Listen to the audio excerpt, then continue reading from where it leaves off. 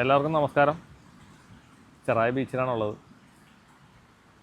വൈകുന്നേരത്തെ നടത്ത പരിപാടിക്ക് വേണ്ടിയിട്ട് വന്നതാണ്.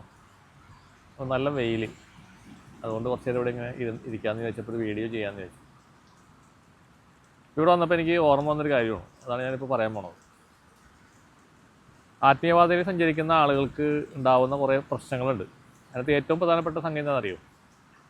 നമ്മളാളുകൾ പറ്റിക്കുക, കബളിക്കപ്പെടൽ എന്ന് വെച്ചാൽ ആത്മീയതയുടെ പേര് പറഞ്ഞിട്ട് ആളുകൾ പറ്റിക്കുന്ന ആൾക്കാർ ഒത്തിരി പേര് നമ്മുടെ ഈ മേഖലയിലുണ്ട്.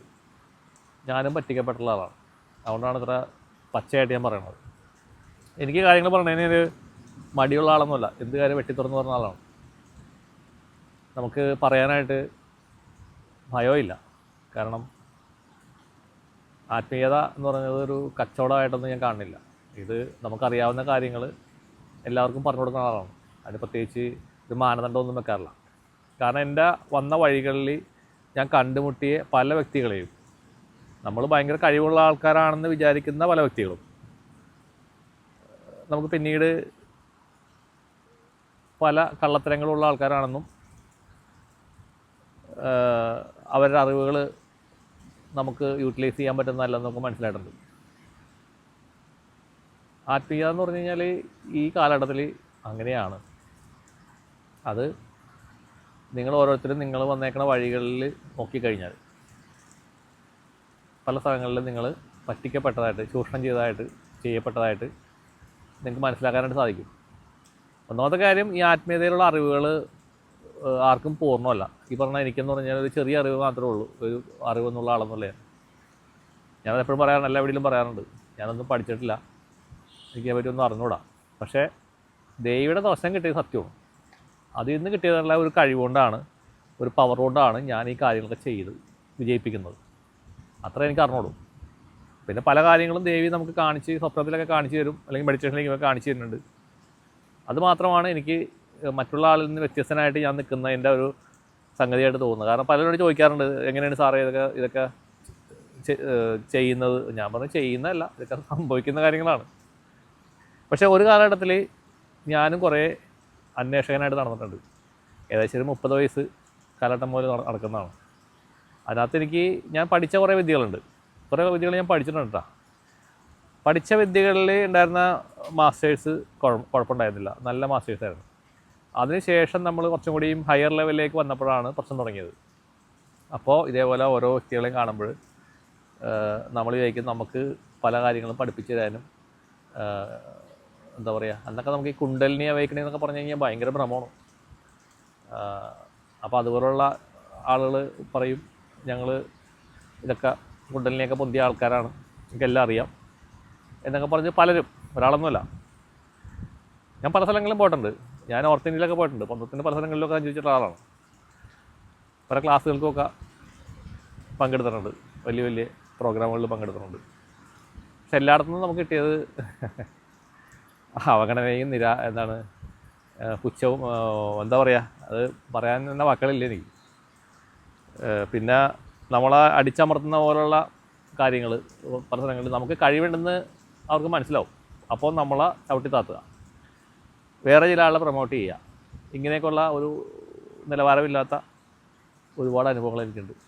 ഇപ്പോൾ ആലോചിക്കുമ്പോൾ ചിരിയാണ് തന്നെ കേട്ടോ വാസ്തവത്തിൽ തിരിഞ്ഞു നോക്കുമ്പോൾ. പക്ഷേ ആ സമയത്തൊക്കെ നമ്മൾ അനുഭവിക്കുന്ന ഒരു മാനസിക സംഘർഷം ഉണ്ടല്ലോ, അത് ഭയങ്കരമാണ്. അപ്പോൾ അതേപോലത്തെ മാനസിക സംഘർഷങ്ങളിൽ കൂടി കുറേ കടന്നു വന്നിട്ടാണ് ഞാൻ ഇവിടം വരെ എത്തിയത്. ഇന്നിപ്പോൾ എനിക്കറിയാം ഒരു കാര്യങ്ങൾ എന്താണെന്ന് കാണുമ്പോൾ മനസ്സിലാവും. ആരവസ്ഥയിലാണ് ഇരിക്കുന്നത്. പെട്ടെന്ന് ഒരാൾ വന്നിട്ട് പറ്റിക്കാനായിട്ട് അത്ര എളുപ്പമല്ല. അത് പറ്റിക്കാൻ പറ്റില്ലെന്ന് പറഞ്ഞാൽ പറ്റിക്കാൻ പറ്റും. നിഷ്കളങ്കമായൊരു മനസ്സും ഭാവം എന്നിലും ഉണ്ട്. അതുകൊണ്ടാണ് പറ്റിക്കാൻ പറ്റുന്നത്. പക്ഷേ അധികം നാൾ പറ്റിക്കാൻ പറ്റില്ല ആൾക്കാർക്ക്. പറ്റിക്കാൻ വന്നവർക്ക് അതിനുള്ള ശിക്ഷ ദേവി കൊടുക്കുകയും ചെയ്യും കേട്ടോ. അത് വേറെ രണ്ടാമത്തെ കാര്യമാണ്. ഞാൻ കാണാറുണ്ട് പറ്റിക്കാൻ വന്ന ആളുകളുടെയൊക്കെ അവസ്ഥകൾ. അത് പല അനുഭവങ്ങളുണ്ട്. ഞാനത് പറയണില്ല, കാരണം ഞാനത് പറയുമ്പോൾ നിങ്ങൾ വേറെ രീതിയിൽ എടുക്കും. ഞാനായിട്ടൊന്നും പ്രാർത്ഥിച്ചുകൊണ്ടൊന്നുമല്ല, ഞാൻ ഒരാളെയും വേദനിപ്പിക്കാത്തൊരു മനുഷ്യനാണ്. പക്ഷേ നമ്മളെ വേദനിപ്പിച്ച് കഴിഞ്ഞാൽ ദേവി നോക്കിയിരിക്കില്ല. പല സമയങ്ങളിൽ നമുക്ക് കാണാം അവർക്കുള്ള ശിക്ഷ ദേവി കൊടുക്കുന്നത്. എന്നിരുന്നാലും മനസ്സുകൊണ്ട് നമ്മളാരെയും വെറുക്കാറില്ല, അല്ലെങ്കിൽ നമ്മളെ ഉപദ്രവിച്ച ആളുകളെ പോലും സ്നേഹത്തോടുകൂടി നോക്കി കാണാനാണ് എനിക്ക് ആഗ്രഹം. പക്ഷേ അതൊരു നമ്മുടെ ഒരു സ്പിരിച്വൽ മെച്യൂരിറ്റിയാണ്. എന്ന് വെച്ചാൽ ആ ഒരു തലത്തിലേക്ക് നമ്മൾ ഉയർന്നപ്പോഴാണ് മാത്രമാണ് എനിക്കത് സംഭവിച്ചത്. അതിനു മുമ്പൊക്കെ ഭയങ്കര ദേഷ്യമായിരുന്നു, ഭയങ്കര ദേഷ്യം വരുന്നു. അപ്പോൾ എന്താണ് സംഭവിക്കുന്നത് ഇവിടെ? അന്വേഷകന്മാരായ ആളുകൾ ഓടിപ്പാഞ്ഞ് നടക്കുന്നു, അങ്ങോട്ടേക്ക് ഓടുന്നു, ഇങ്ങോട്ടേക്ക് ഓടുന്നു. അപ്പോൾ പറയുന്നത് അപ്പുറത്ത് അവിടെ ബിരിയാണി കൊടുക്കുന്നുണ്ട്, അങ്ങോട്ട് ഓടുന്നു. അപ്പോൾ പറയും ഇവിടെ വേറെ സാധനം അൽഫാം കൊടുക്കണമെന്ന് പറഞ്ഞാൽ അങ്ങോട്ട് ഓടുന്നു. ഈ ഓട്ടപ്പാച്ചിൽ തന്നെ. അപ്പോൾ നമ്മൾ ക്രിയായോഗ പഠിക്കാൻ പോകുന്നു കുറേ നാൾ ക്രിയായോഗ പഠിച്ചു കഴിയുമ്പോൾ ക്രിയായോഗ നമുക്ക് പറ്റിയല്ല. അപ്പോൾ വേറെ സാധനത്തിലോട്ട് പോകുന്നു, അവിടെ കുറേ ആൾ പ്രാക്ടീസ് ചെയ്തു, വിഭാസനക്ക് പോകുന്നു. പിന്നെ പറയുന്നത് കുണ്ടലിനി റൈസിങ് പ്രോഗ്രാം ഉണ്ട്, അവിടെ പോയിട്ട് അതിൻ്റെ പുറകെ പോകുന്നു. എങ്ങും ആളുകൾ ഉറക്കണില്ല, ഒന്നും മുഴുവനാക്കേയില്ല.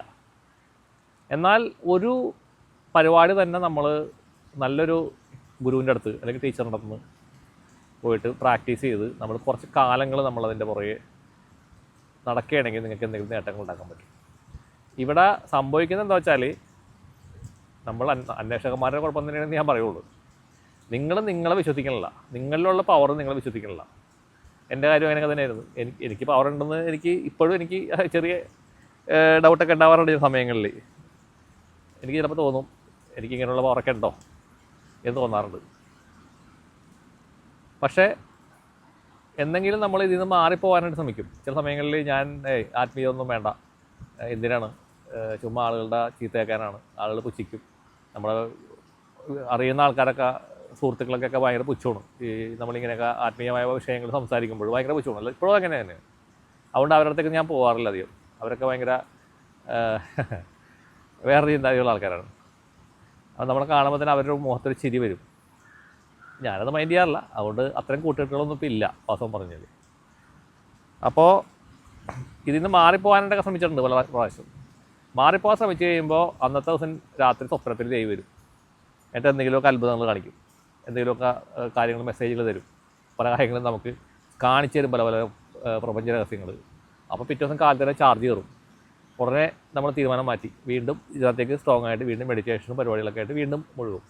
അങ്ങനെ എത്രയോ പ്രാവശ്യം ഉണ്ടായിരുന്നു. അപ്പോൾ നമ്മളിൽ നിന്ന് വിട്ടു പോകാനായിട്ട് ദേവി സമ്മതിക്കില്ല എന്നുള്ളതാണ് അതിനകത്തുള്ള കാര്യം. അപ്പോൾ എന്തുകൊണ്ടാണ് എന്ന് ഞാൻ പലപ്പോഴും ആലോചിക്കാറുണ്ട്. അപ്പോൾ എന്തൊക്കെയോ കുറേ നിയോഗങ്ങൾ എന്നിലുണ്ടെന്നുള്ളത് എനിക്കറിയാം. കുറേ ആൾക്കാർക്ക് സഹായങ്ങൾ ചെയ്തു കൊടുക്കുക, അല്ലെങ്കിൽ ഒരു വഴി കാട്ടി കൊടുക്കുക, അങ്ങനത്തെ ഒരു റോളാണ് വാസ്തവത്തിൽ എനിക്കുള്ളതായിട്ട് തോന്നിയിരിക്കുന്നത്. ഇപ്പോൾ ഞാൻ ചെയ്തുകൊണ്ടിരിക്കുന്നതൊക്കെ തന്നെയാണ്. പിന്നെ ഫുൾ ടൈം നമ്മൾ അങ്ങനെ ഒരു വേഷം കെട്ടിയിരിക്കുകയാണെന്ന് എനിക്ക് താല്പര്യമില്ല. നമ്മൾ നമ്മുടേതായിട്ടുള്ള ആ ലൈഫ് ജീവിക്കുക, അടിപൊളിയായിട്ട് നടക്കുക, ലൈഫ് എൻജോയ് ചെയ്ത് പോവുക, അതാണ് എൻ്റെ ഒരു പോളിസി. അപ്പോൾ ദേവി അത് അലോ ചെയ്തിട്ടുണ്ട്, അങ്ങനെ ആകാം എന്ന് ദേവിയോട് പല പ്രാവശ്യം എനിക്കത് മെസ്സേജുകളിൽ കൂടി തന്നിട്ടുണ്ട്.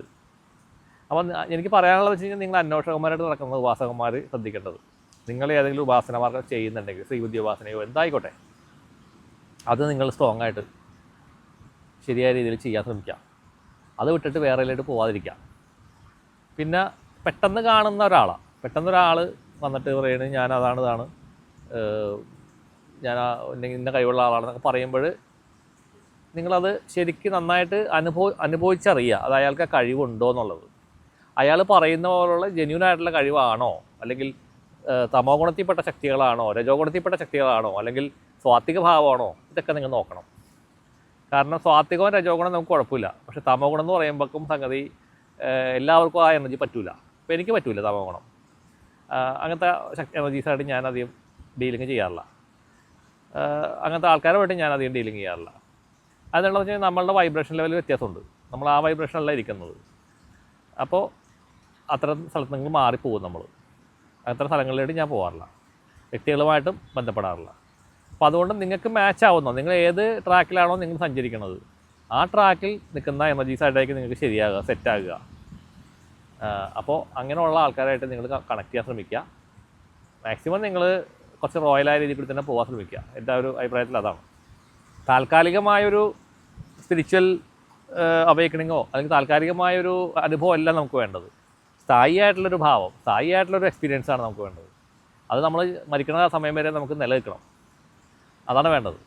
ആ ഒരു ഭാഗത്തേക്ക് കൂടി നിങ്ങൾ സഞ്ചരിക്കാനായിട്ട് ശ്രമിക്കണം എന്നുള്ളതാണ് ഉപാസകന്മാരോട് എനിക്ക് പറയാനുള്ളത്. എല്ലാവർക്കും നന്മ വരട്ടെ. നന്ദി, നമസ്കാരം.